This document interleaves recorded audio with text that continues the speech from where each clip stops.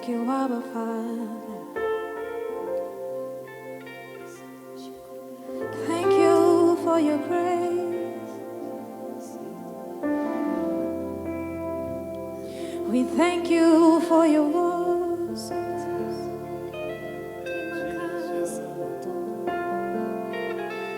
We thank you for your goodness.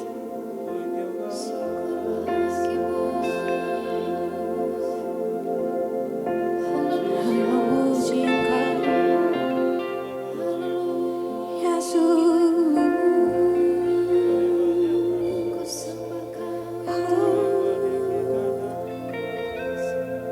Kami memuji Engkau.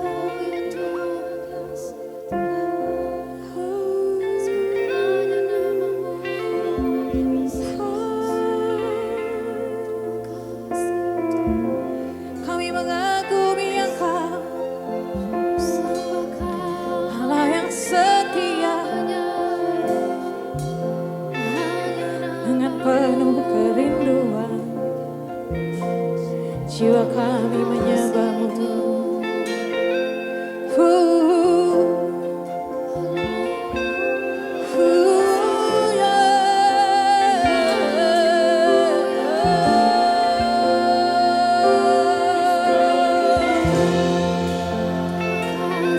We give you glory, we give you praise, we give you honor to our God, Lord Jesus.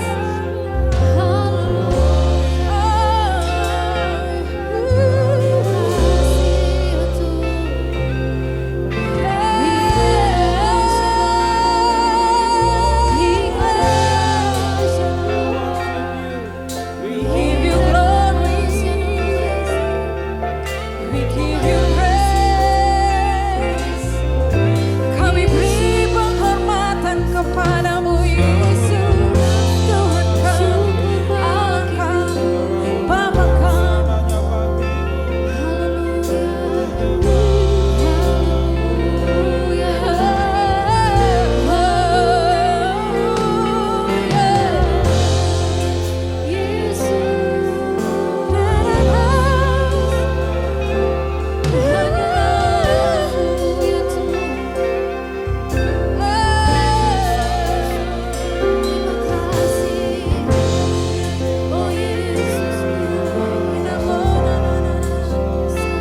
Tuhan, kami memberi penghormatan kepada Engkau,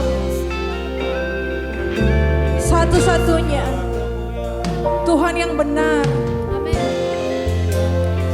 satu-satunya Bapa yang mengasihi dengan cinta yang utuh tanpa batas.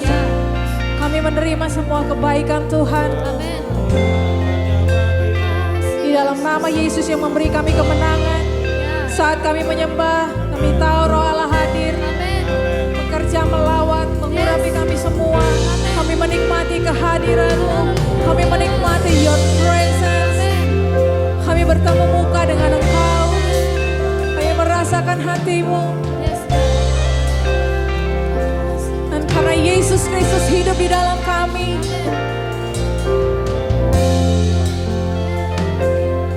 maka kami beroleh hidup kekal. Kami hidup dalam setiap kelimpahan yang sudah Yesus lakukan di atas kayu salib buat kami. Kami memperkatakan firman yang hidup, yang berkuasa mengubahkan, membebaskan, memerdekakan, menyucikan, memulihkan kami. Kami melihat jawaban-jawaban doa kami. Tergenapilah rancangan Tuhan dalam hidup kami. And because He lives, karena Yesus hidup, maka kami tahu kepada siapa kami berharap. Kami tahu siapa yang memegang masa depan kami.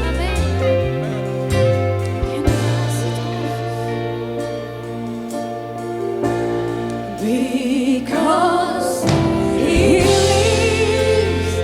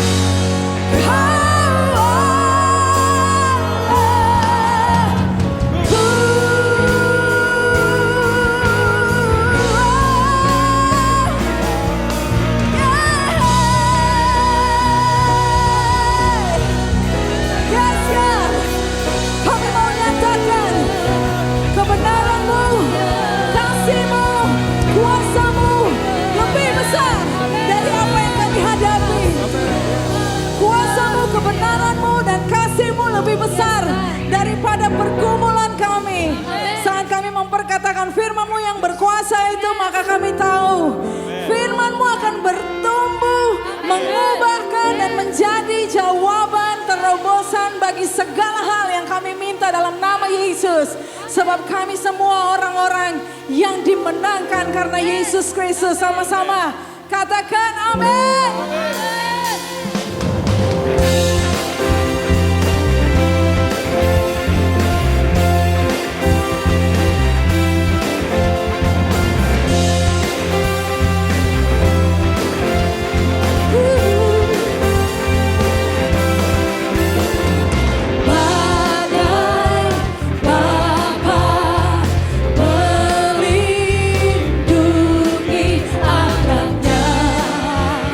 Oh ya.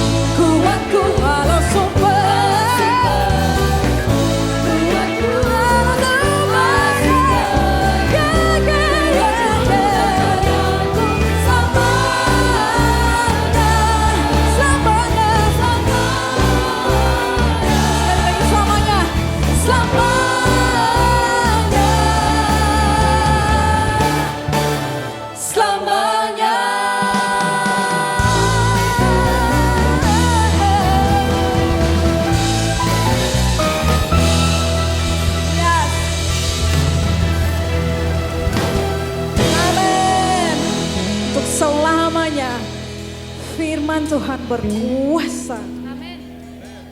Berkuasa dalam keluarga kami, dalam semua aspek dalam hidup kami. Nama Tuhan yang kami panggil setiap hari, dalam segala keadaan, apapun, hanya nama Yesus yang kami tuju. Dan kami tahu Tuhan, tidak akan sia-sia. Tidak akan pernah sia-sia. Kami pasti melihat kemuliaan Allah. Amin. We praise your name, Lord Jesus.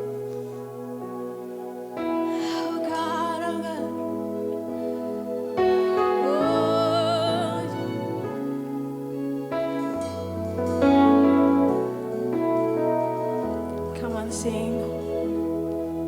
Oh, praise the name of the Lord.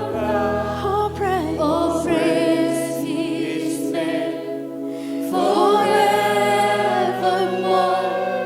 For endless days we will sing Your praise, oh Lord, oh Lord our God. Boleh angkat tangan. Oh, praise the name of the Lord our God. Oh, praise His name forevermore. Forever days we will sing Your praise. Oh, praise, oh Lord our God.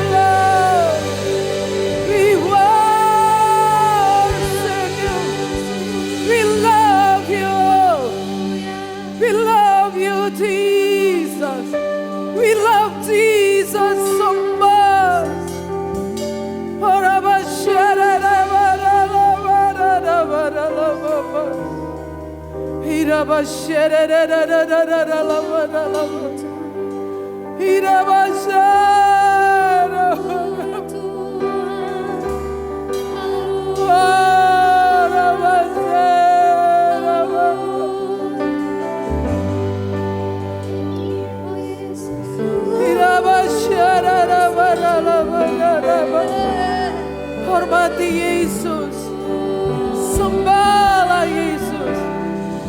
Kudus, kudus, kuduslah Tuhan.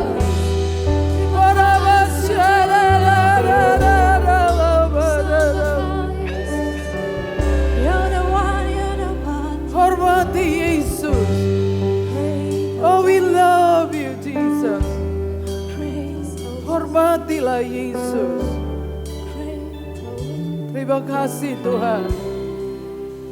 Kami ingin tinggal bersama-Mu. Kami ingin menghabiskan hidup kami dengan Engkau. Kami tidak ingin menyembah dari jauh. Kami tidak ingin hanya menyanyi. Kami mau menyembah. Kami mau ada di tempat Maha Kudus-Mu. Sepanjang waktu, sepanjang hidup kami. Kami benar-benar sadar, yakin gak bisa bikin apa-apa tanpa Engkau. Siapa yang akan memenuhi kebutuhan umat-Mu? Kau mencintai mereka, Kau mati untuk mereka. Setiap orang mempunyai kebutuhan dia sendiri. Kau adalah provider. Kami mencintai Engkau. Biar gak sempurna, kami sangat mencintai-Mu Tuhan. Dengan seluruh diri kami Tuhan. Ajari kami Tuhan. Ubahkan kami, sembuhkan kami, pulihkan kami. Dalam nama Yesus, kami siap untuk apapun yang Kau inginkan. Dalam nama Yesus, semua yang diberkati berkata, amin, amin, amin, amin.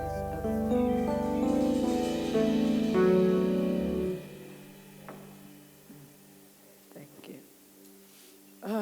Luar biasa, Tuhan ada di sini. Saudara-saudara harus selalu belajar rahasia tentang penyembahan. Benar. Belajar rahasia itu. Hari apa itu kami pergi ke Badisrenggo, itu adalah dulu setiap 2 minggu kami ada di sana dan membuka pelayanan di sana. Membuka pelayanan enggak sih ya, kami hanya bertemu orang-orang dan worship dan melihat Tuhan bekerja. Tapi saya ingat waktu saya diingatkan sama mereka. Waktu Bu Sarah pergi ke Belanda, sejak itu kita enggak pernah ada pelayanan. Jadi saya, karena saudaranya Bu Heri sakit, saya mau pergi doain mereka.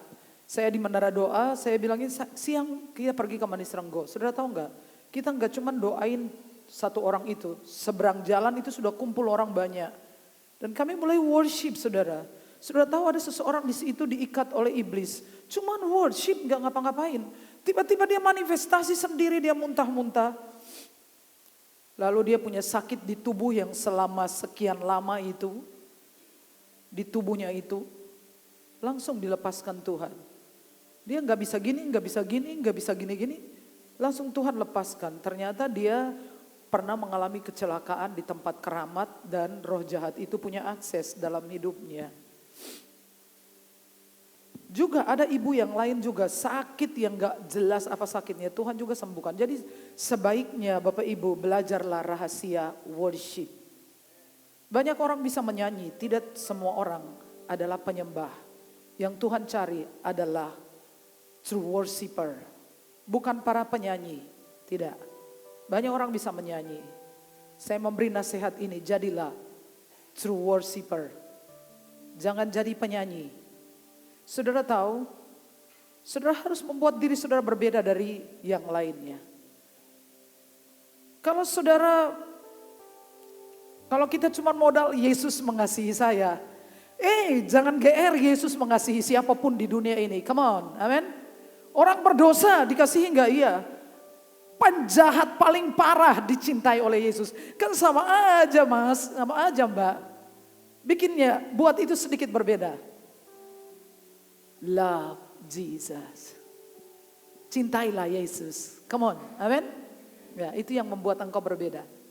Kalau Yesus mengasihi kita itu, kita tidak dikasihi karena kita orang baik, karena kita orang saleh banyak berdoa, bukan. Memang Allah adalah kasih, Ia mencintai kita.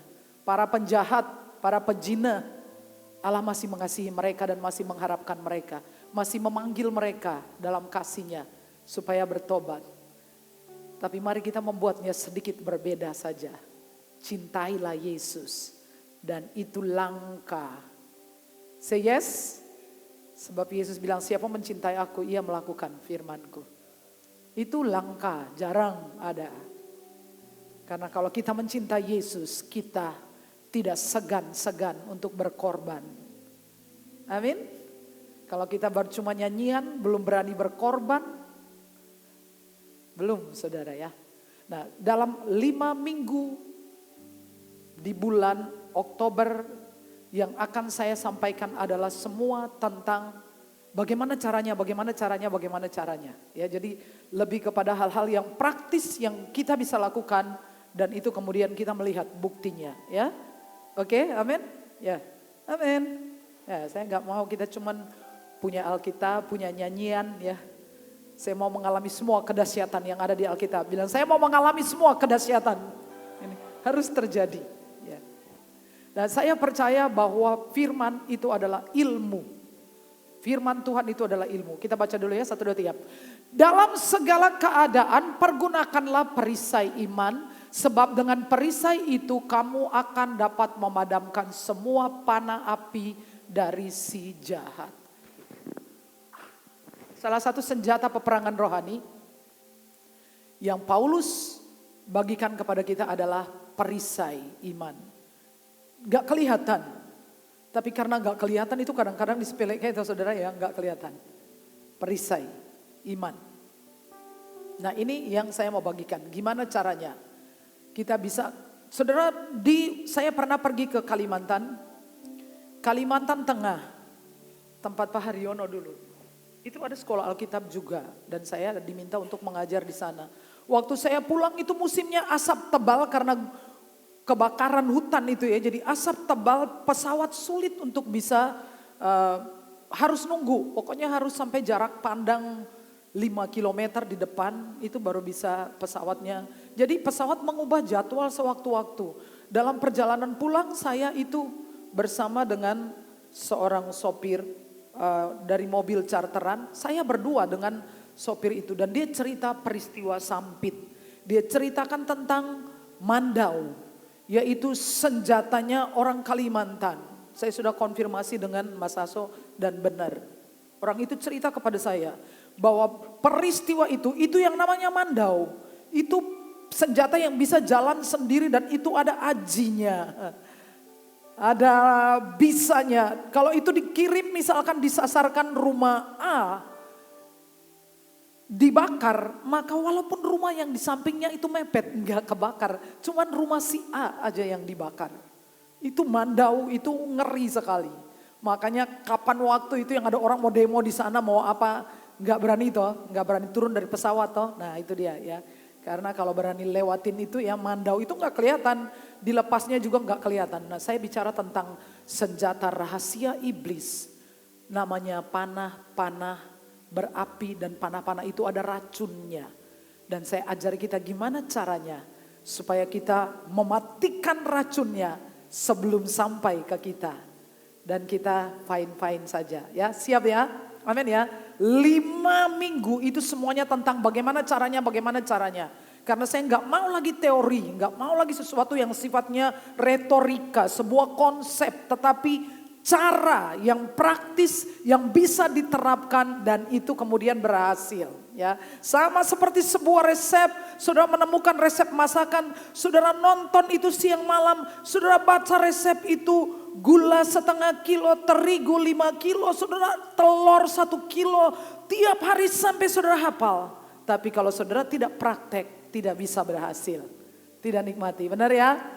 Waktu saya sering kali pergi dengan Mas Brahma dan saya biasanya duduk manis sampai di tempat. Satu hari dia tidak bisa, saya harus pergi di daerah Topeng dan itu belok-beloknya banyak. Saya dikirimin ancar-ancar lalu saya nyetir. Sejak itu saya tahu jalan ke Topeng. Kenapa? Karena saya yang drive sendiri mobil itu dan akhirnya saya bisa sampai di tujuan. Orang kalau tidak melakukan, tidak ada apa-apa yang terjadi.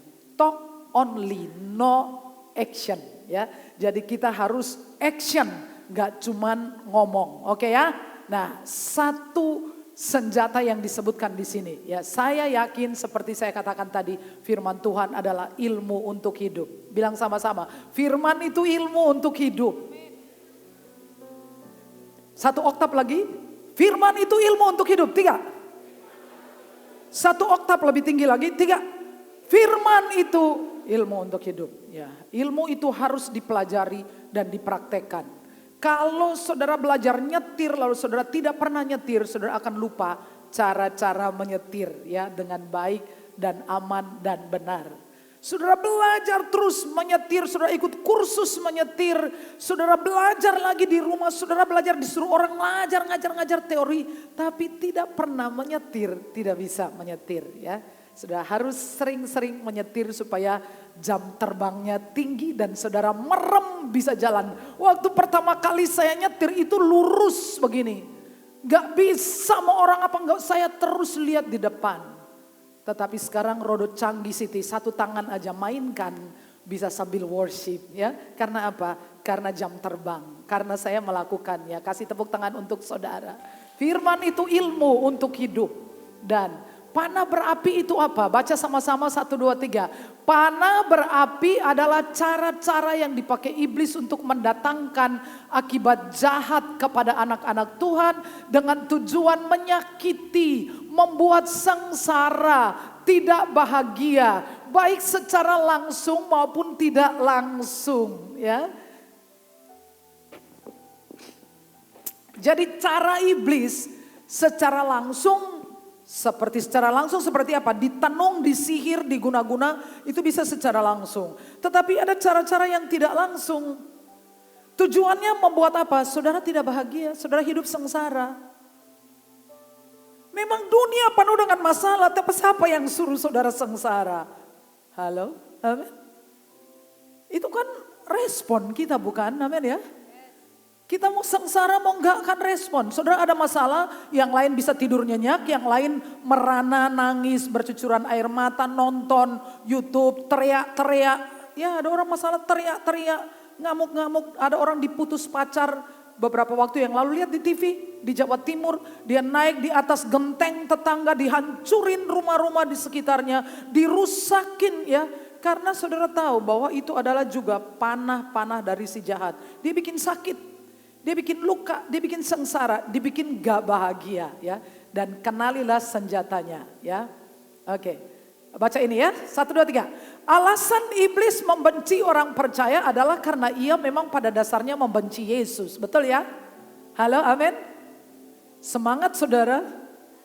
Ya, dan karena kita mengambil posisi sebagai penyembah dan setiap kali kita menyembah, kita mengingatkan iblis bahwa dia tidak bisa kembali ke posisinya semula sebagai penyembah. Saudara harus ingat ini rahasia ya. Ini rahasia iblis ya. Dia memang membenci Yesus. Saudara tahu dalam peristiwa pencobaan di bukit pencobaan, iblis bilang apa? Semua aku kasih. Kekayaan aku kasih. Harta benda aku kasih, kemuliaan, popularitas, posisi, jabatan. Dan saudara jangan heran bahwa penyembah-penyembah setan itu kaya-kaya, suge-suge bisa saudara.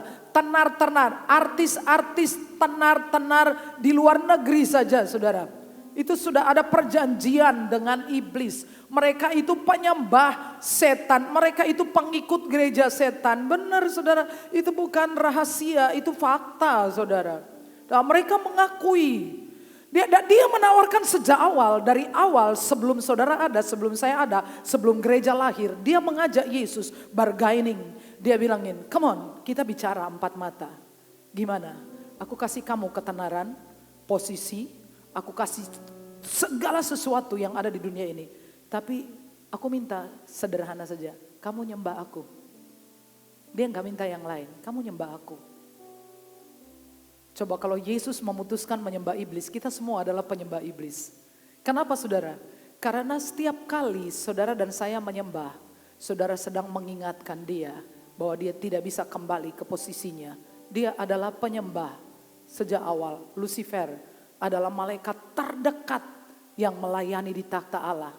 Dan saudara sudah mengambil posisi itu. Setiap kali saudara menyembah dia sakit sekali. Sangat menyakitkan. Jadi mengapa saudara tidak mau menyembah? Saudara, setan mau membayar dengan uang, dengan harta, posisi kedudukan. Setan mau kehilangan pengaruh sama sekali. Dia mau kehilangan kuasanya. Asal satu, Yesus menyembah dia. Supaya besok-besok waktu gereja lahir semua menyembah kepada setan. Saudara tahu dia bayar sangat mahal.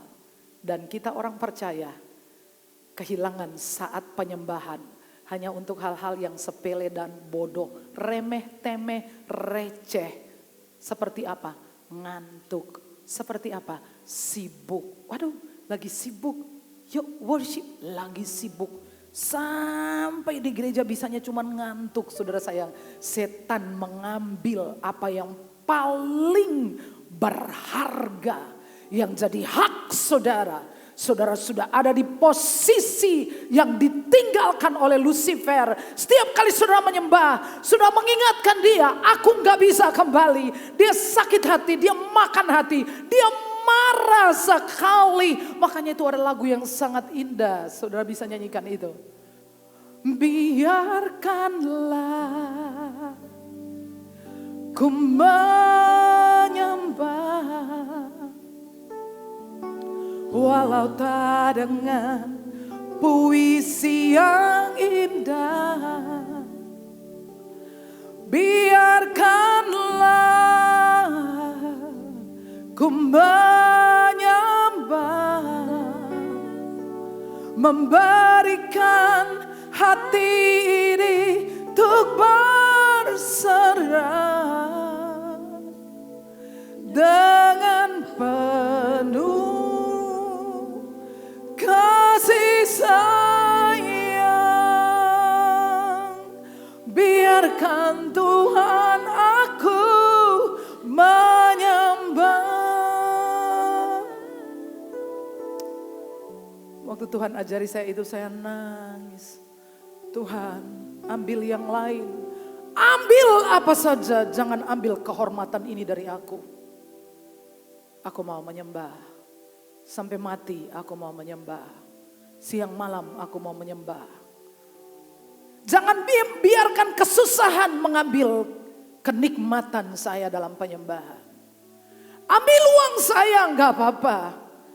Ambil rasa hormat dari saya. Ambil popularitas, ambil. Tapi jangan ambil keistimewaan saya sebagai penyembah. Lagu itu saudara ya, makanya ada lagu yang bagus dari, apa itu lagu Michael Smith. I Coming Back, Heart of Worship. Coba kamu nyanyi lagu bagian refrainnya aja. Heart of Worship.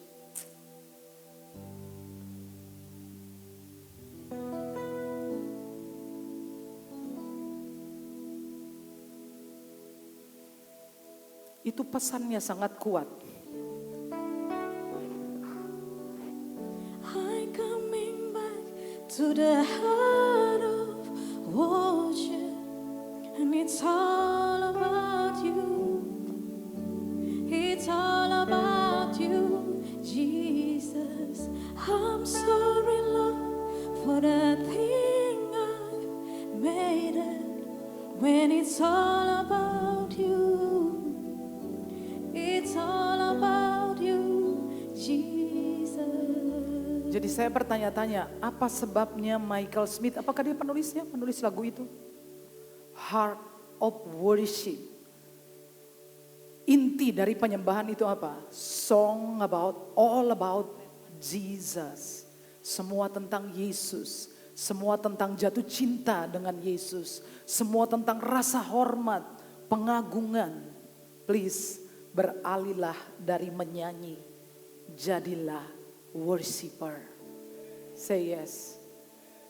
Beralihlah dari sebuah nyanyian. Heart of worship It's all about Jesus. About love Jesus. Semua tentang hati. Dan itulah masalahnya di sana. Makanya setan sangat marah kepada saudara. Ada pewahyuan di dalam penyembahan. Say yes. Jadi waktu sudah worship terkoneksi. Pewahyuan, ada pewahyuan. Jenis-jenis panah berapi dari setan. Sakit penyakit. Jadi kalau saudara sakit, saudara jangan main memfitnah Tuhan ya. Jangan main fitnah ya. Saudara memang Tuhan gak kelihatan jadi gampang difitnah. Saudara fitnah Bu Sarah mungkin saudara akan tahu bahwa saya juga bisa ngamuk. Tapi kalau fitnah Tuhan kan gampang. Tuhan kan gak kelihatan. Oh, Tuhan sedang menghukum saya dengan penyakit karena kemarin baru nyolong timun.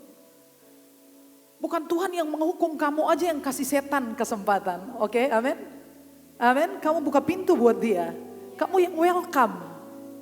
Kita sudah dibebaskan dari dosa dan kita terhubung dengan kehidupan. Semua yang baik dari Tuhan, amin. Tapi begitu engkau membuka jalan buat dia, engkau akan menghubungkan dirimu. Kadang-kadang saya ada di mobil dan saya lihat orang-orang. Saya bilang, ya Tuhan, saya bersyukur. Saya sudah diselamatkan oleh Tuhan, saya sudah lepaskan dari dosa. Sebab saya tidak hidup lagi di bawah hukum dosa. Yang mengantar saya kepada maut. Adanya mati, mati harapan, mati akal, mati kutu, mati langkah. Hubungan-hubungan jadi mati, hambar. Karena apa? Karena kuasa dosa. Tapi waktu kita bebas, kita terhubung. Semuanya hidup, hidup, hidup, hidup, hidup, hidup. Saya lihat mata saudara, oh matanya berbinar-binar. Ada kehidupan, ada harapan, ada luar biasa. Sakit penyakit itu panah dari si jahat. Kecelakaan itu panah api. Intimidasi itu panah. Teror. Orang hutang online. Diteror sehari ratusan kali, gantung diri saudara. Bunuh diri. Teror. Itu ada bisanya, ada racunnya. Itu panah berapi, ada apinya. Makanya kalau hutang online ditagih, dibilangin kepalamu tak remukan terus. Saudara, sebelum kepalanya diremukan, penagihnya belum datang, dia gantung diri saudara. Itu intimidasi. Anak dibully juga bunuh diri saudara, itu intimidasi. Benar? Makanya saya mau ngajari saudara caranya untuk backup saudara. Supaya itu nggak bisa. Sudah, nggak kena. Saudara kalau nonton reel saya dan orang menghina saya habis-habisan ya. Saya bicara sedikit tentang perpuluhan dan orang yang tidak terima dia bilang pasti kamu itu nggak bayar persepuluhan. Coba kalau kamu berani, kamu bikin video. Laporan gereja mana? Awalnya saya jawab dia juga sih, tapi lama-lama saya pikir kalau saya jawab saya edan ya. Saya bilang ya terserah kamu mengadili saya nggak apa-apa. Yang lain bilangin waktu saya itu kan postingan tuh kan sudah diedit, jadi kan cuma separuh yang dilihat. Dia komen saya, dia bilang ajaran sesat. Karena saya bilangin nggak bayar perpuluhan nggak masuk neraka, gara-gara saya ngomong itu kan. Tapi itu kan diedit ya. Dia bilang ajaran sesat, saya bilang tenang Besti. Saya ini pemain, saya pelaku dari muda sampai setua ini saya tetap menghormati Tuhan dengan persepuluhan. Bukan karena saya takut masuk neraka, tetapi I love Jesus. Saya cinta pekerjaannya, saya cinta Yesus. Halo, are you here? Karena saya mencintai dia. Fitnah, teror, kabar buruk. Bisa bikin orang jadi ciut. Penolakan, orang ditolak. Sakit. Dihianati sakit enggak? Sakit. Ini senjata-senjata yang secara tidak langsung digunakan iblis untuk melukai, untuk menyakiti. Kekurangan. Defisit. Panah juga loh Pak. Ya. Panah berapi. Dia pakai semua keadaan untuk menyakiti kita. Karena memang dia sangat membenci kita. Pada waktu semua itu datang, pastikan perisai saudara kokoh, nggak bolong-bolong. Tapi banyak orang Kristen waktu dipanah sama setan, ambruk saudara. Waktu dipanah hancur gak bisa tidur. Waktu dipanah ngelempret gak bisa apa-apa. Waktu dipanah berantakan kemudian mengomel marah. Mana doa-doa apa mana semua. Ya saudara kena kan? Sudah kena kan? Waktu dipanah gak bisa tidur. Waktu dipanah migran. Apalagi temannya migran. Sakit kepala yang mubeng. Vertigo. Waktu dipanah, aduh sakit lambung. Aku gak tidur loh semalam-malaman. Kasihan deh loh. Perhatikan, periksa. Perisainya gimana? Perisainya gimana? Bolong-bolong. Bolong-bolong ya, tambal sulam ya. Perbaiki perisainya. Perisainya adalah perisai iman. Nah sekarang gimana caranya merawat perisai ini? Baca sama-sama ya, 3. Jadi iman timbul dari pendengaran dan pendengaran. Iman itu dirawat hanya dengan firman. Iman gak bisa dikasih makan capcay, pak lai puyung hai lai lai, gak bisa. Iman itu makanannya adalah firman. Nggih? Panjenengan le makan apa-apa udah kenyang tapi kalau belum dikasih ini imannya lapar saudara.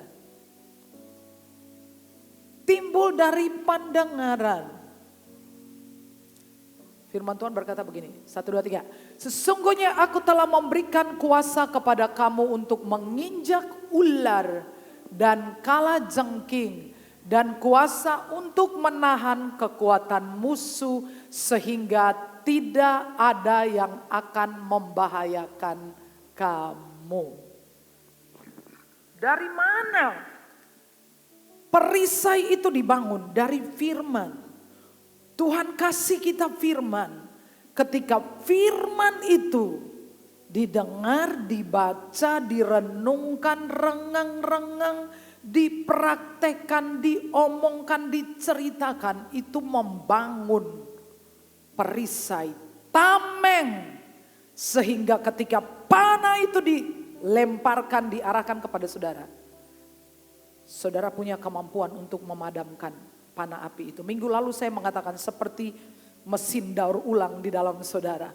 Orang lempar semua kemarahan, sampah, kebencian, permusuhan, penolakan, pengkhianatan.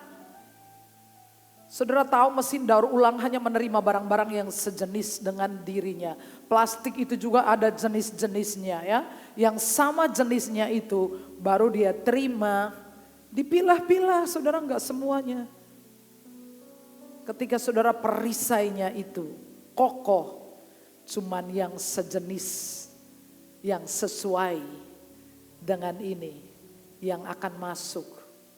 Lalu diproses, daur ulang, keluarnya semuanya tentang kebaikan Tuhan. Kebaikan Tuhan, kebaikan Tuhan, kebaikan Tuhan.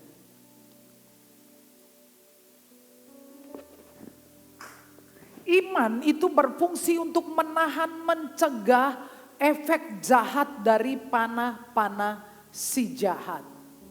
Sudah ya, tutup pintu rapat-rapat, jendela rapat-rapat, kalau boleh dipakal, ditaruh ter, gala-gala, semuanya sampai angin pun tidak menembusi rumah saudara.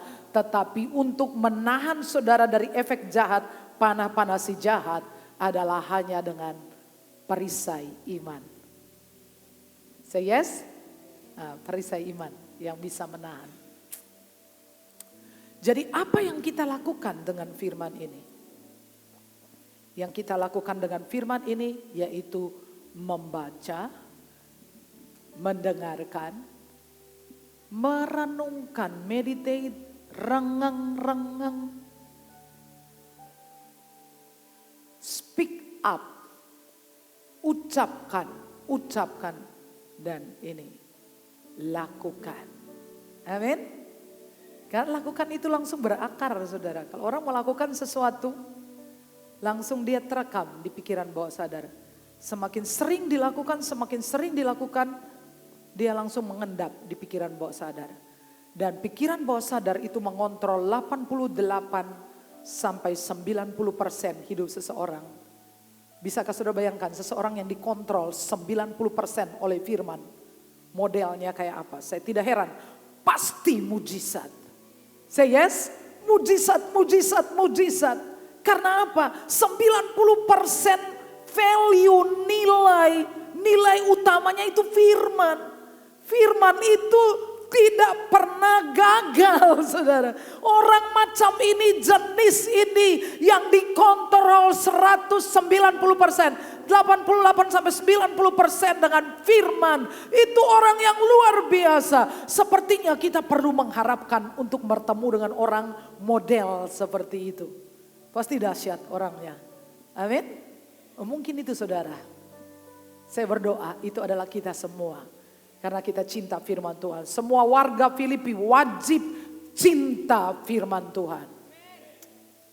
Lakukan. Jika saudara lakukan itu, maka saudara dapatkan ini. Firman yang tersurat.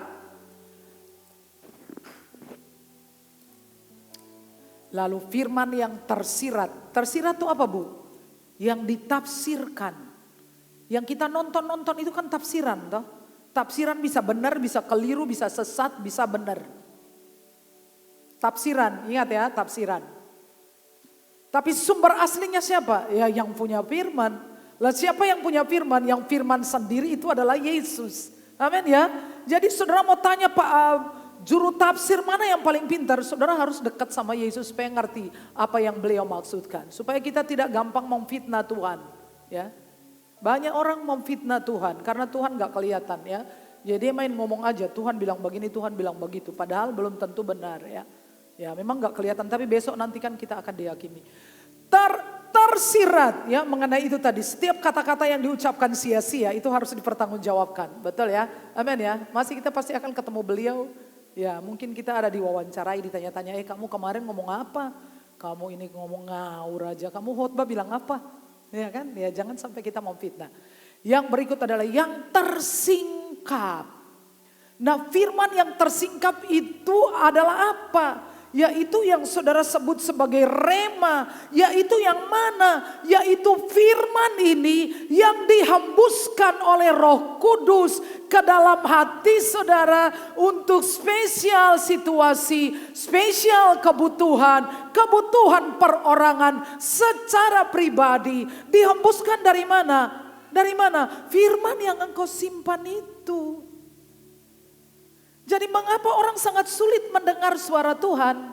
Sulit, kesulitannya di sini karena nggak ada yang disimpan ya. Nah sekarang tidak, zaman dulu orang seringkali minta satu ayat yang menguatkan. Masya Allah, kamu nggak punya tuh. Masa minta satu ayat yang menguatkan ya. Ini loh. Say yes, amen. Tapi waktu saudara sedang lemah, terpuruk, berat. Hidup saudara tahu karena saudara punya hubungan dengan Tuhan. Saudara membaca ini, saudara mendengar, saudara melihat buku tafsiran, saudara baca, Roh Kudus meniupnya. Itu pesannya spesial di sini. Dan itulah yang sama seperti yang Abraham alami. Ini dia, ini jenisnya. Kita baca ya sama-sama ya. Sebab sekalipun tidak ada dasar untuk berharap, namun Abraham berharap juga dan percaya bahwa ia akan menjadi bapa banyak bangsa menurut yang telah difirmankan, demikianlah banyaknya nanti keturunanmu. Ini jenis iman, ini iman mujizat Pak. Ini iman mujizat Bu. Yang gak ada dasar, gak ada alasan. Sudah tua, mandul istrinya.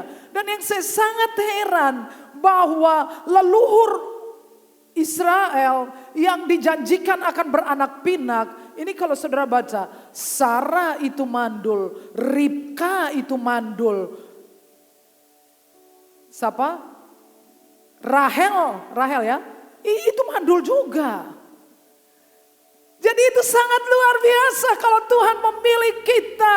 Bahkan keadaan yang paling mustahil, paling tidak masuk akal, paling gak nalar, gak ada dasar, gak ada undang-undang, gak ada tradisi, gak ada ada kebiasaan mustahil terjadi. Itu terjadi karena bagi Allah tidak ada yang mustahil.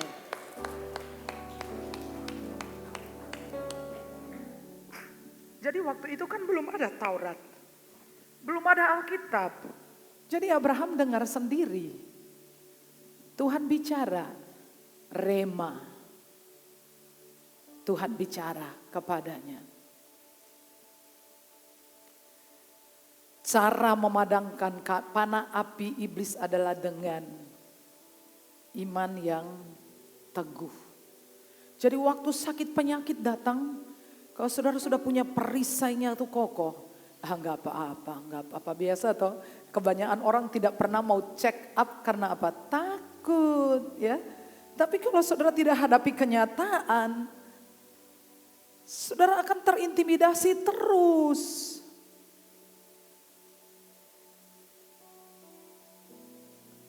Tapi kalau saudara mau mati enak, ya saudara harus kalau sakit diobati. Kalau ada sakit, jangan, ya kan. Nanti kalau misalnya kanker gimana loh. Kalau saudara tuh nanti misalnya. Apa salahnya pergi dan tanyakan dokter langsung, ini apa? Kalau dia bilang kanker, mari kita kerjakan. Saya perasaan kita nggak pernah ada transaksi deh, setan. Kita nggak ada transaksi. Memangnya kita ada janjian? Seluruh bagian diri saya ini milik Yesus, ini bait Allah dan you know siapa menghancurkan bait Allah, Allah akan menghancurkan engkau. Tidak ada amin. Tubuh kita adalah bait Allah. Waktu sakit, waktu kekurangan, mudah sekali bagi kita untuk patah semangat. Karena benar, biar gak ada uang tapi hati senang itu memang hoax ya. Hoax ya. Memang uang tidak menjamin bahagia, tapi lebih bahagia cekal duit daripada orang cekal duit. Jadi begitu duit gak ada langsung lesu, lemes. Tapi kalau saudara punya perisai iman, itu akan jadi beda saudara. Saudara punya uang 1 miliar, tetapi bukan karena 1 miliar jaminan masuk surga, bukan toh? Saudara punya kasur king coil, tapi king coil itu bukan jaminan tidur nyenyak toh, benar gak? Dan gak ada rasa takut, bukan. Tapi penyertaan Tuhan, berkat Tuhan. Bisa tidur nyenyak di atas tapalang, tahu tapalang? Tapalang itu balai. Kalau di sini, kalau di Ambon namanya tapalang. Dari bambu, alasnya adalah tikar. Bisa nyenyak. Dengan iman yang teguh. Ya. Jadi dengan firman yang Abraham terima, nah, tentang firman ya, ingat firman ya. Saya mau kasih satu contoh saja. Tentang krisis. Tadi malam nasi saya habis, saya titip pesan Mbak Ambar tolong beli nasi dong. 2.000 aja. Karena kalau masak nasi jam 8 kemarin itu kan penuh 2 orang menikah. 2 orang menikah, 2 orang harus saya jagong. Memberkati nikah 2 kali, jagong 2 kali. Dan saya masih ada satu acara yang lain. Sudah jam 8 malam benar-benar saya sudah lelah ya. Lalu anak saya mau makan nasinya habis. Saya bilang Mbak Ambar nasi 2.000, Mbak Ambar datang, nasinya bentuknya sama Tan, sekarang gak ada nasi 2.000, 5.000, tapi ukurannya sama. Tidak ada orang jual nasi 2.000, nasi putih 5.000, beras larang. 21 negara menahan ekspor pangan, you know? Apa maksudnya? Krisis pangan. Jadi saya mengatakan ini, mari saudara, kita harus dekat-dekat sama sumbernya. Amin ya. Karena saya selalu mendorong kita jangan pernah jadi beban. Karena semua orang punya beban hidup masing-masing. Laras nggak? Tapi jadilah berkat. Jadilah berkat. Dan Tuhan ingin jadikan kita berkat kok. Memang bukan keinginan kita saja, keinginan Tuhan. menjadikan kita berkat. Jadi saya lihat di dalam kitab Kejadian pasal 26 ayat 1 dan ayat 2. Maka timbullah kelaparan di negeri itu. Ini bukan kelaparan yang pertama yang telah terjadi zaman Abraham. Sebab itu Ishak pergi ke Gerar kepada Abimelek raja orang Filistin. Ayat 2. Lalu Tuhan menampakkan diri kepadanya serta berfirman, janganlah pergi ke Mesir, diamlah di negeri yang akan kukatakan kepadamu. Secara naluri Ishak sudah mau pergi, dan buktinya dia pergi ke Gerar kepada Abimelek. Nah, Alkitab mengatakan itu bukan baru pertama kali. Bilang sebelahnya, krisis mah biasa, ini bukan pertama kali. Kasih tahu sebelah, ini bukan pertama kali bang, ini sudah berkali-kali. Ya. Zaman Abraham itu sudah berkali-kali. Lalu di zaman anaknya Ishak disebutkan bukan baru sekali. Maksud saya gini saudara, bukan kata engkau orang pilihan Allah. Bukan karena Tuhan sangat mencintai engkau. Bukan karena engkau kuat berdoanya. Lalu engkau tidak akan mengalami masalah. Bukan. Sebaik apapun engkau, secinta apapun kepada Tuhan. Bahwa kita diam di bumi, kita mengalami semua krisis. Itu juga terjadi. Kita ada di sini. Tetapi pelan-pelan saya beritahu kepada saudara perbedaannya ada di mana.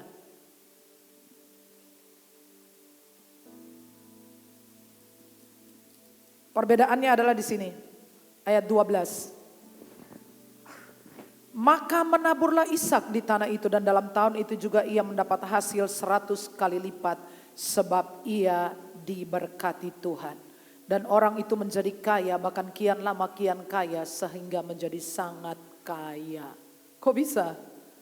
Tanahnya sama-sama kering men, sama-sama krisis. Saya dan tetangga saya, tapi Ishak itu diberkati Tuhan. Dia kian lama, kian kaya. Masih takut? Kita di bumi yang sama. Dia itu numpang saudara. Sampai satu hari. Ya. Ayat 28. Pasal 26. Jawab mereka, kami telah melihat sendiri bahwa Tuhan menyertai engkau, sebab itu kami berkata baiklah kita mengadakan sumpah setia antara kami dan engkau. Kami sudah melihat ini penumpang datang numpang di negeri orang. Kadang-kadang saya merasa sebagai warga Indonesia seperti menumpang di negeri sendiri. Bangun gereja susah. Saya kadang-kadang berpikir mungkin dulu harusnya saya jadi anggota dewan. Kalau ada yang mau jadi anggota dewan, saya doakan berhasil. Tapi kalau sudah jadi, speak up lah. Demi umat Tuhan, demi gereja Tuhan. Masa diam saja? Sampai saya pengen kayak sepertinya saya harus jadi anggota dewan ya. Supaya saya harus bicara sampah-sampah di jalan protokol, itu gimana sih? Bagaimana kalau gaji anggota dewan dipotong untuk mengadakan truk-truk sampah? Gimana? Membayar petugas-petugas sampah. Sometimes kita merasa seperti kita jadi warga negara kedua di negeri sendiri. Seperti menumpang. Tapi please saudara lihatin. Ishak cuma numpang saudara. Ishak menumpang di Gerar. Ishak menumpang kepada Abimelek. Tetapi karena Ishak mendapatkan direction dari Tuhan, petunjuk dari Tuhan, Tuhan menyertai Ishak, Tuhan memberkati Ishak. Saat dia menangkap rema, dia menangkap petunjuk, dia ikuti petunjuk itu. Dan Tuhan memberkati dia. Di tanah yang krisis, dia kian lama kian kaya.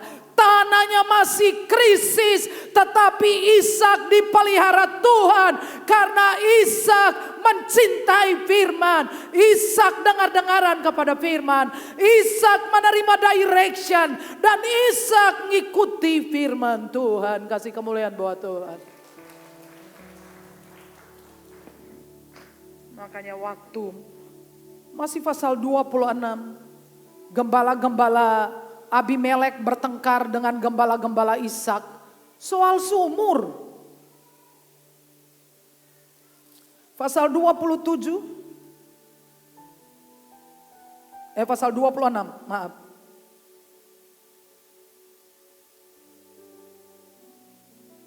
Ayat 16, lalu kata Abimelek kepada Ishak, pergilah dari tengah-tengah kami sebab engkau telah menjadi jauh lebih berkuasa dari kami. Aduh, ini penumpang.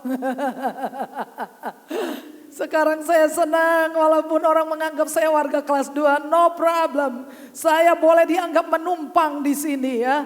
Ora apa-apa, memang kewarganegaraan asli saya adalah dari surga. Say yes. Ora apa-apa numpang neng kene rapopo. Rapopo. Tapi kalau Tuhan menyertai aku dan Tuhan berpihak kepadaku, tanahnya masih krisis, tapi aku dipelihara Tuhan, aku diberkati Tuhan, aku jadi berkat bagi banyak orang. Kita jadi berkat bagi yang menganggap dirinya tuan tanah. Tuan tanah menjadi cemburu, pergilah kamu sudah terlalu berkuasa dari kami. Tunggu saja tanggal mainnya.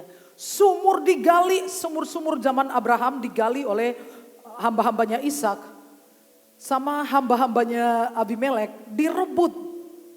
Dueku. Gali lagi, berantem lagi, dueku. Tapi catatannya tuh asik sekali. Mereka pergi ke tempat lain, gali lagi, ada air lagi. Do you understand? Mau orang jahatin saudara kayak apa ya? Santai aja. Gak usah berantem demi sumur, demi apa. Santai aja. Saudara usir dia dari sini, dia pergi di situ. Jadi lagi dia di sana. Haleluya. Haleluya. Saudara ganggu dia di sini, dia pergi ke sana. Jadi lagi di sana. Dapat sumur lagi. Dan itu amat sangat berharga sekali. Bapak-bapak leluhur itu selalu cara mereka menghadapi krisis adalah mereka menerima direction dari Tuhan. Katakan direction. Dapatkan itu aja. Mau bikin apa ya? Mau kerja apa ya? Mau ngapain ya? Kok udah susah banget ya dapatkan direction dari Tuhan. Waktu krisis, Elia juga mengalami krisis. Elia itu seorang nabi Tuhan berkuasa dalam perkataan dan perbuatan. Tapi juga krisis. Tapi sebelum panas 3,5 tahun. Tuhan berfirman pada Elia, pergilah ke sungai Kerit. Aku sudah suruh burung-burung gagak kasih makan kamu. Sebelum itu terjadi, Tuhan sudah atur semuanya. Say yes. Dia makannya barbecue tiap hari. Di istana raja kekurangan makanan. Ini orang pergi ke sana. Ada air bersih, sumber mata air. Jauh-jauh sebelum. Dan saya yakin Tuhan siapkan segala sesuatu untuk saudara dan saya.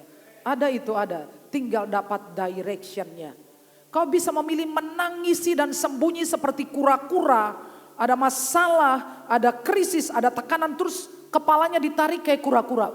Bahaya. 21 negara menahan pangan. Itu berarti berasnya dimakan, dihitung ya butirannya. Berapa butir sehari kita mulai berkurang. Beras habis gak apa-apa, ada kimpul tahu enggak. Makan banyak nasi juga bikin banyak gula ya. Sedikit saja enggak apa-apa. Mau tahan beras, mau tahan apa. Kimpul murah. Beras sekilo berapa? Kimpul itu 6.000. Antik itu 5.000. Dapat. Kenyang. Rapopo. Urip sauntoro. Jangan kayak kura-kura langsung. Kita makan berasnya dihitung ya. Kamu 10 biji, aku 10 biji ya. Ini krisis. Biasa aja kali ya. Tuhan sudah sediakan sebelum itu tiba. Waktu krisis Elia airnya habis. Tuhan bilangin, kamu pergi ke Sarfat. Dia belum mulai perjalanan ya, Tuhan bilangin di sana ada seorang janda akan memelihara kamu. Sudah itu dia belum pergi. Belum packing, belum kemas-kemas, Tuhan kasih tahu di Sarfat ono janda. Janda. Jadi saya bertanya, ya Tuhan, kenapa harus janda itu ya? Bukannya lebih baik Elia ini adalah seorang yang sangat dihormati. Mungkin baik kalau dia pergi ke wali kotanya dan laporan, saya adalah seorang nabi. Bolehkah saya numpang makan? Atau pergilah ke pedagang grosiran itu loh.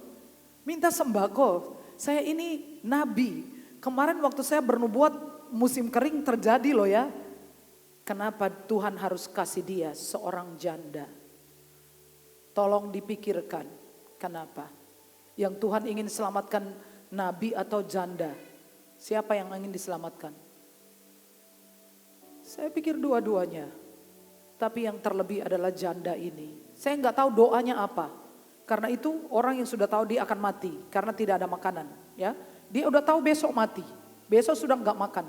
Doanya apa? Tapi saya kasih tahu ini kebenaran. Ini nggak mengira-ngira. Yesus dalam salah satu kitab Injil pernah berkata. Waktu orang-orang di Nazaret menolak dia. Yesus bilangin. Kamu tahu nggak? Kenapa di Israel banyak janda? Tapi justru Elia pergi ke Sarfat. Kepada janda, kenapa Elia tidak minta makan di janda yang ada di Israel? Bedanya janda di Israel dan janda di Sarfat mana? Walahu alam. Tuhan yang tahu hati kita. Tapi menurut saya janda di Sarfat hatinya begini.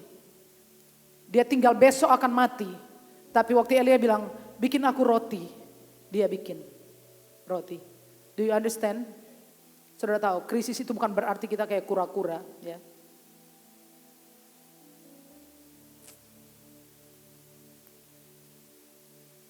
Tuhan mengenal hati kita. Kamu mau nyanyi lagu itu? Kau mengenal hatiku? Suara saya sudah mulai. Kau mengenal hatiku. Hampir selesai guys. Saudara jangan lewatkan worship ya. Worship itu ada pewahyuannya. Jadi jangan pikir waduh Bu Sarah jam segini belum selesai. Come on, sabar. Kalau bisa kita 3 jam worship. Benar, ada pewahyuan, ada mujizat. Tuhan inilah yang ku tahu, Kau mengenal hatiku jauh melebihi semua yang terdekat sekalipun. Tuhan inilah yang ku mau, Kau menjaga hatiku supaya kehidupan memancar senantiasa. Jadi apa bedanya janda Sarfat dan janda di Israel? Yesus mengatakan banyak janda di Israel. Tapi janda di Sarfat itu hatinya baik. Hatinya murah. Itu krisis. Nanti hari Senin, Selasa, Rabu itu kita ada kunjungan dari tim yang akan melayani kebaktian kesembuhan ilahi 3 hari. Dari Norwegia. Saya belum ngomong ke Pak Yuli. Walaupun kami tidak mengundang mereka. Tapi saya mau bilangin, harus kasih persembahan kasih. Karena Alkitab mengatakan orang yang memberitakan Injil hidup dari Injil. Kita nggak boleh menahan hak mereka. Saya belum ngomong, belum sempat. Tidak karena kita kekurangan, terus kita tutup mata. Enggak. Janda itu akan mati besok. Saya tidak mau memberitakan firman dan melanggar firman. Firman berkata Galatia 6 ayat 6. Galatia 6 ayat 6. Hendaklah dia yang menerima pengajaran firman, cek, membagi segala sesuatu dengan dia yang memberikan firman itu. Orang itu akan datang kepada kita dan saya nggak mau makan gratis. Itu bukan Bu Sarah. Saya kalau mau makan, saya tahu kalau minggu pagi saya akan ketemu banyak jemaat di mana. Dan mereka pasti akan bayar makan saya. Jadi saya itu kayak orang gimana gitu ya, mau kemana ya, nanti ketemu. Karena saya nggak mau, aji mumpung. Jadi kalau pagi saya pergi di warung mana aja ketemu jemaat Filipi. Kalau sudah ketemu dia bayari makan saya. Tapi saya sekali lagi bukan orang yang aji mumpung. Saya tidak mau dia membagi firman dan kita makan gratis. Kita tumbuh di dalam firman. Kita ada kewajiban untuk berkontribusi. Say yes. Kalau saya ngomong salah cek Galatia 6 atau ayat 6. Benar apa salah? Dia yang menerima firman wajib berbagi dengan mereka yang membagikan firman. Itu firman. Dan orang-orang itu datang dan membagikan firman. Haruskah saya suruh mereka pergi dengan tangan hampa? Saya bukan jual jamu, ngomong orang lakoni. Saya ada di menara doa dan hati saya mengatakan, harus kasih dia persembahan kasih. Dia memberitakan Injil. Dia memberitakan Injil. Dia harus dihormati. Karena Tuhan menetapkan pemberita Injil hidup dari Injil. Dan karena saya tidak mau, tidak terbiasa makan gratis.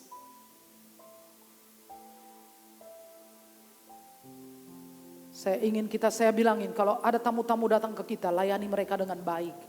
Sebab saya kalau pergi ke tempat lain, saya juga dilayani dengan baik. Saya dikasih makan kenyang. Kalau orang nginap di sana, saya bilang kasih buah, kasih roti, kasih minum, panas, dingin, kopi, kasih makan. Tidak ada orang murah hati kelaparan. Kasih kemuliaan buat Tuhan.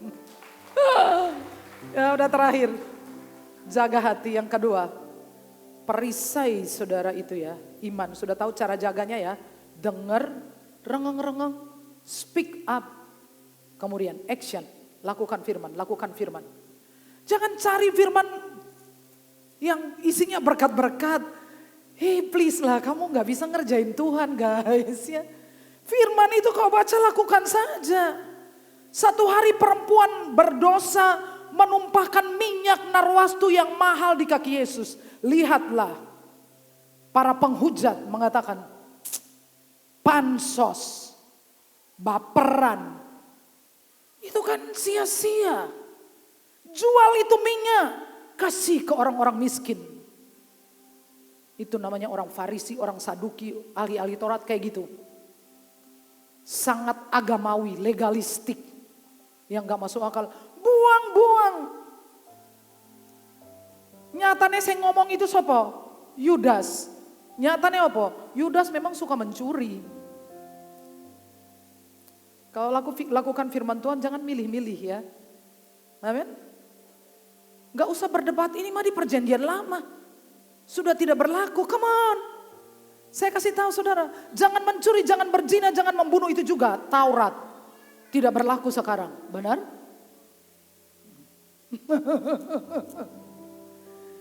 Jangan berdebat soal hukum Taurat, soal perjanjian lama, perjanjian baru, come on.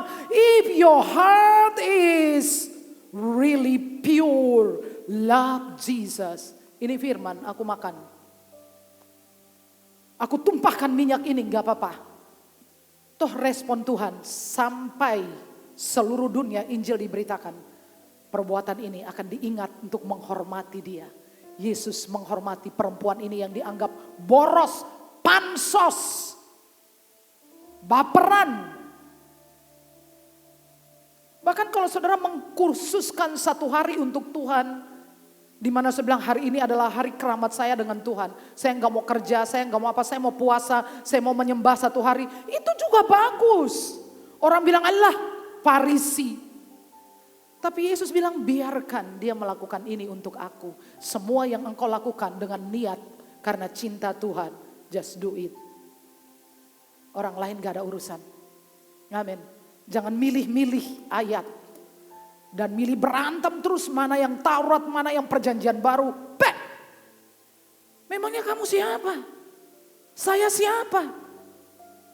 Kita mau ngomong apa soal Taurat?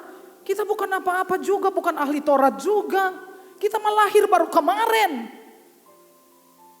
Kita bukan penafsir. Firman ngomong apa? Just do it. Just do it. If you love Jesus, just do it. Just do it.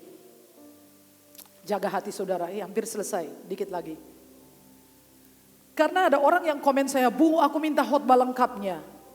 Karena di TikTok terlalu pendek. Ya orang-orang yang saya nggak kenal, puji Tuhan. Ada yang marah-marah sama saya, tapi semakin dia marah, short saya levelnya makin tinggi. Sekali posting di atas 1000 sekarang. Dari yang cuma 70, 80, 100, 200 saya sekarang sekali. Tapi yang ngamuk juga banyak. Sering-sering lah ngamuk dengan TikTok saya, dengan short saya ya. Karena nanti ratingnya makin tinggi. Saya sudah nggak mau jawab lagi. Dia bilang, yes, saya minta yang panjang. Saya bilang cari di Filipi Community, itu khotbah lengkapnya. Ya. Jadi kalau diedit. Jagalah hatimu, jaga hati. Bilang jaga hati. Jaga hati baik-baik ya. Jaga hatimu dari kemarahan, jaga hatimu dari jealousy, jaga hatimu dari envy, jaga hatimu dari permusuhan, kebencian, dari gibah. Jaga ya. Jangan biarkan hidup dan mati dikuasai oleh lidah ya. Karena Alkitab memberitahu ini. Boleh baca ya, hampir selesai. Dan aku mendengar suara yang nyaring di surga berkata, sekarang telah tiba keselamatan dan kuasa dan pemerintahan Allah kita. Dan kekuasaan Dia yang diurapinya karena telah dilemparkannya pendakwa saudara-saudara kita yang mendakwa mereka siang dan malam. Memang itu pekerjaannya. Gak usah shock. Dia pasti mendakwa kita siang dan malam. Selama kita baik-baik saja, janganlah khawatir saudara dengan pekerjaan dia. Itu sudah pekerjaan dia, itu lagu lama, itu cara lama, itu trik musuh. Sudah basi biasa ya. Selama Paulus mengatakan, aku senantiasa berusaha untuk hidup dengan hati nurani yang murni di hadapan Allah. Setiap hari dia jaga hatinya, berusaha dia tetap jaga hati. Masalah ada ya. Saudara tahu memilah-milah, ini gak penting. Gak bikin sakit hati. Gak bikin bimbang, gak bikin marah, gak bikin khawatir. Saudara jaga hati nurani saudara. Kalau orang ngomong saudara jelek, tenang aja. Siapa tahu mungkin dia benar juga ya. Mungkin lu jelek juga. Kalau dia mendakwa engkau siang dan malam, sometimes dakwaannya juga benar. Benarnya di mana? Ya siapa tahu memang kamu sedang menyimpan sesuatu. Halo? Jangan nyalain dia terus, memang dia aslinya udah salah. Tapi kalau engkau fine-fine aja. Dia mendakwa siang malam, dia kirim penyakit kepada saya bilang pret, dia mau bikin saya nggak tidur. Nggak. Saya pergi ke dokter, saya bilang cek lab, saya pengen tahu ada apa. Saya kejar, saya nggak takut dokter mengatakan apa, saya kejar. Sampai akhirnya dokter bilangin sehat, bersih, baik. Saya tidak boleh membiarkan dia membuat saya nggak tidur. Sakit perut, sakit lambung, enggak. Dia mau kirim kekurangan, it's okay. Dia mau dakwa apa selama aku tahu. Aku kenal hatiku dan Tuhan kenal hatiku. Ini aku lurus-lurus aja ngapain ya kan. Dia mau dakwa, urusannya apa? Kita nggak ada transaksi guys ya. Hey bro, memangnya kita ada janjian apa? Kok kasih sakit encok di sini ya. Lalu saya bilang, kamu siapa? Kamu salah alamat. Lalu lihat tulisannya, bait Allah tempat diam roh Allah yang kudus. Jadi minggat sebelum aku marah, aku tengking kamu kesakitan ya. Aku bilang pergi aja baik-baik ya. Karena kita tidak ada transaksi. Aku tidak kasih kamu satu jengkal pun dalam hidup aku.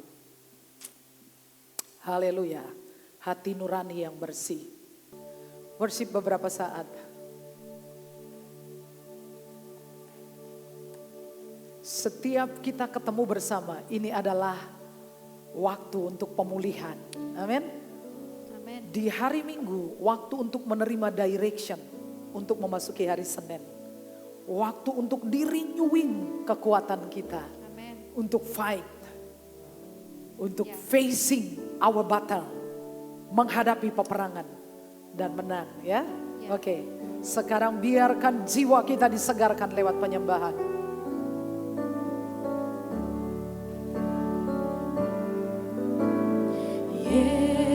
Yesus, ku sembah Kau, sujud di hadapan-Mu, keinginan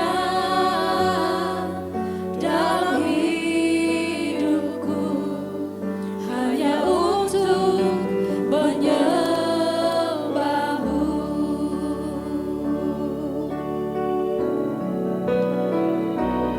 Oh Yesus, ku sembah Kau, Worship, worship. sujud di Hadapan-Mu. keinginan dalam hidupku hanya untuk menyembah-Mu.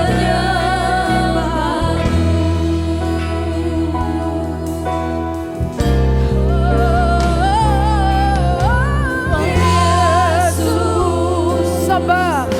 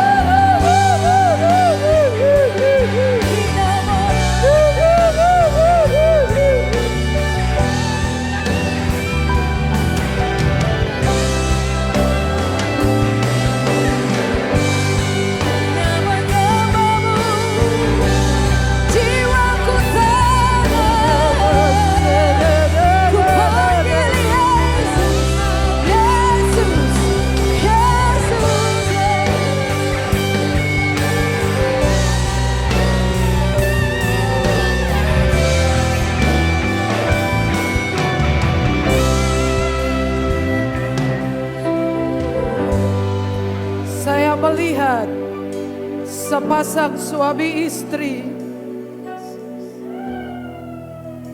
Saya melihat mereka ada di rumahnya. Apakah ini hanya sebuah penglihatan? Tapi saya melihat rumah mereka seperti tidak dicat.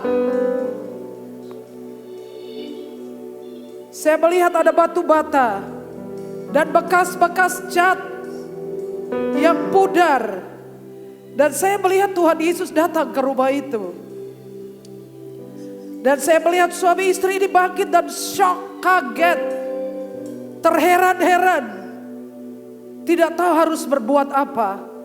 Lalu saya melihat keterkejutan mereka berubah menjadi sukacita. Saya melihat mereka melonjak-lonjak, saya melihat mereka tertawa. Sedang saya berpikir apa itu. Dan Roh Tuhan mengatakan kepada saya, orang ini telah berdoa untuk sesuatu yang lama sekali. Bahkan seumur hidupnya dia berada dalam keadaan itu. Dan Tuhan berbicara kepada saya, Tuhan seperti, gambarannya seperti Zakaria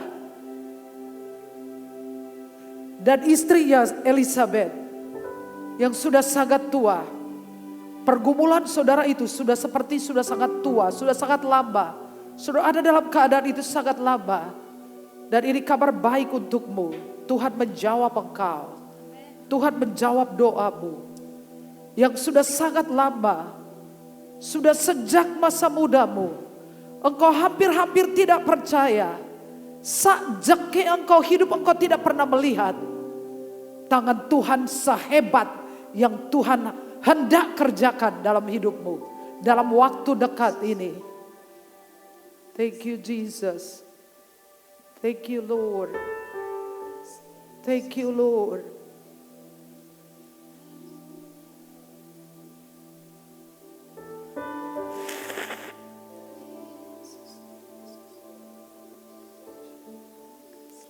Thank you Jesus. Oh Tuhan ada di sini. Memang kita gak bisa melakukan apa-apa, benar. Yesus benar. Jadi kita harus menantikan beliau yang bekerja. Saat Roh Kudus bekerja, pewahyuan juga datang. Thank you Jesus. Aku melihatnya dan aku bersuka cita untuk kebaikanmu bagi orang itu dan keluarganya. Hari kita masuk dalam perjamuan kudus.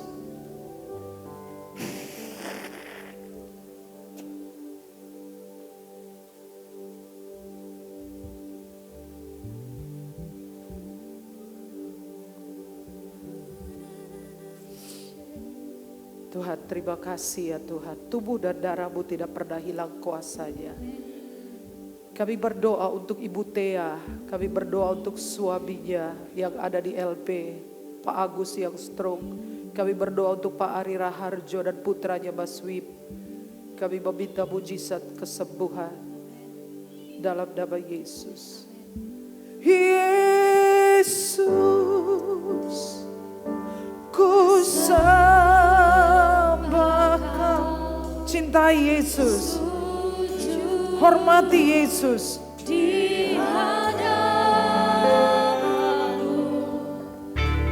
kau indah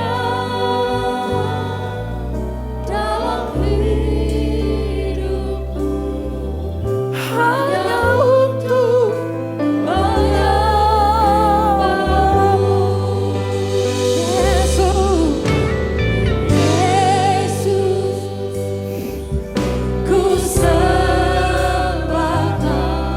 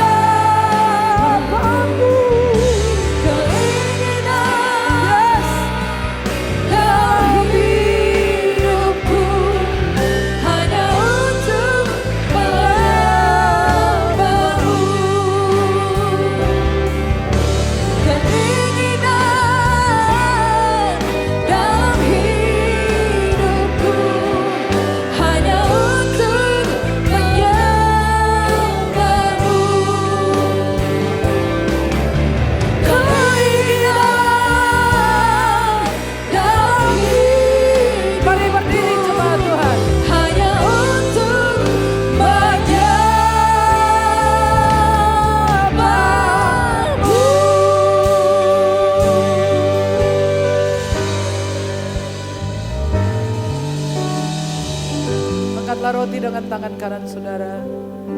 Sebab apa yang telah kuteruskan kepadamu telah aku terima dari Tuhan, yaitu bahwa Tuhan Yesus pada malam waktu ia diserahkan mengambil roti dan sesudah itu ia mengucap syukur atasnya, ia memecah-mecahkannya dan berkata, inilah tubuhku yang diserahkan bagi kamu, perbuatlah ini menjadi peringatan akan aku.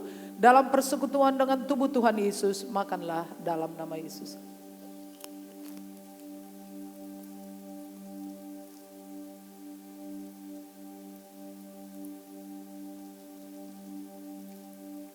Angkat cawan. Demikian juga ia mengambil cawan sesudah makan lalu berkata, cawan ini adalah perjanjian baru yang dimeteraikan oleh darahku. Perbuatlah ini setiap kali kamu meminumnya menjadi peringatan akan aku. Sebab setiap kali kamu makan roti ini dan minum cawan ini, kamu memberitakan kematian Yesus sampai ia datang. Untuk kesembuhan segala penyakit, untuk kesehatan ilahi, untuk perlindungan jasmani dan rohani. Semua berkat yang Tuhan janjikan minumlah dalam nama Yesus.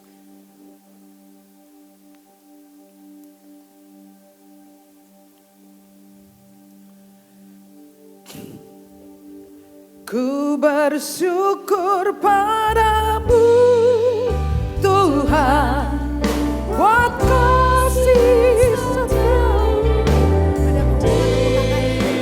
dalam hidupku, anugerahmu besar bagiku di setiap langkahku. Ku memujimu, ku memujimu, ku memujimu. Dalam nama Yesus, semua yang diberkati berkata amin. Silakan duduk kembali.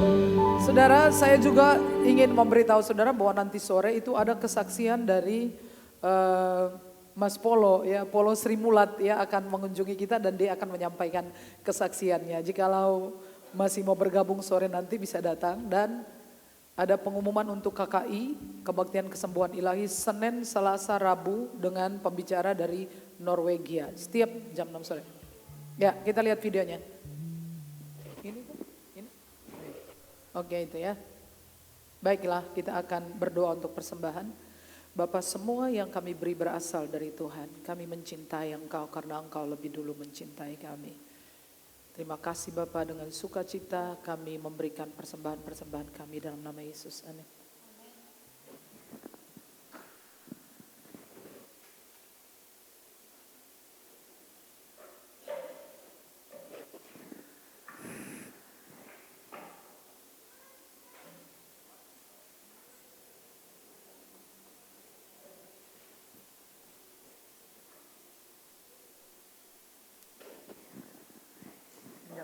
Enggak ada nyanyian. Enggak nyanyi.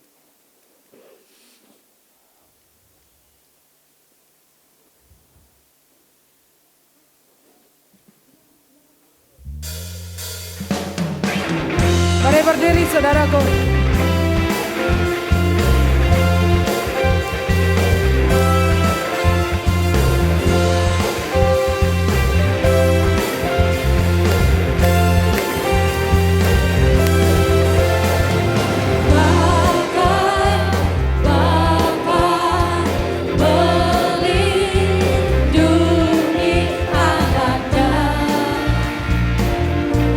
Di dalam bahaya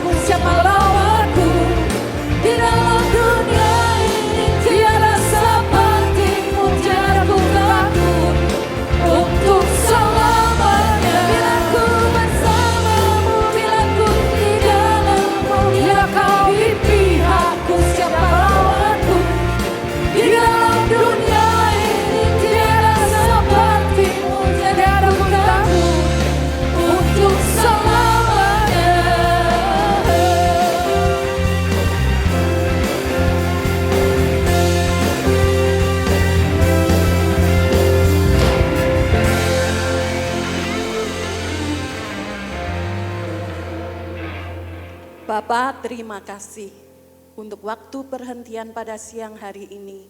Engkau segarkan jiwa kami Tuhan. Engkau lawat kami. Hadirat-Mu begitu kami rasakan di tempat ini ya Bapa. Kami juga mengucap syukur untuk hamba-Mu yang sudah menyampaikan firman-Mu. Kiranya Engkau lindungi kemanapun beliau pergi Tuhan. Engkau berikan kekuatan. Engkau berikan perlindungan yang maksimal untuk beliau. Bapa, kami juga berdoa saat ini bersama-sama dengan jemaat-Mu di sini. Kami akan berdoa untuk negara dan bangsa kami Tuhan. Di dalam tengah keadaan krisis, kami percaya Tuhan turut bekerja di dalam segala hal Tuhan. Biarlah kami selalu bergantung kepadamu ya Yesus. Sehingga kami mampu menghadapi segala kesulitan yang ada di sekeliling kami. Kami juga berdoa untuk jemaat-Mu yang saat ini di dalam keadaan sakit. Baik di rumah maupun di rumah sakit. Segala pergumulan yang mereka rasakan saat ini Tuhan. Kami percaya Engkaulah Tuhan yang sanggup membuat mujizat. Karena kami percaya Tuhan mujizat-Mu masih ada sampai sekarang ini ya Tuhan. Tuhan sebentar kami hendak berpisah satu sama lain. Tuhan lindungi kami di dalam perjalanan kami. Sampaikan kami di rumah dalam keadaan selamat. Kami serahkan hari-hari ke depan kami di dalam tangan penyertaan-Mu. Kami percaya perisai iman yang Engkau sediakan bagi kami untuk kami bawa di dalam kehidupan kami. Jadilah kehendak-Mu di bumi seperti di surga. Amin. Jemaat Tuhan pulanglah dengan selamat dan terimalah berkat Tuhan. Tuhan memberkati engkau dan melindungi engkau. Tuhan menyinari engkau dengan wajahnya dan memberi engkau kasih karunia. Tuhan menghadapkan wajahnya kepadamu dan memberi engkau damai sejahtera. Semua yang diberkati berkata amin. Berdoalah sejenak sebelum meninggalkan tempat ini.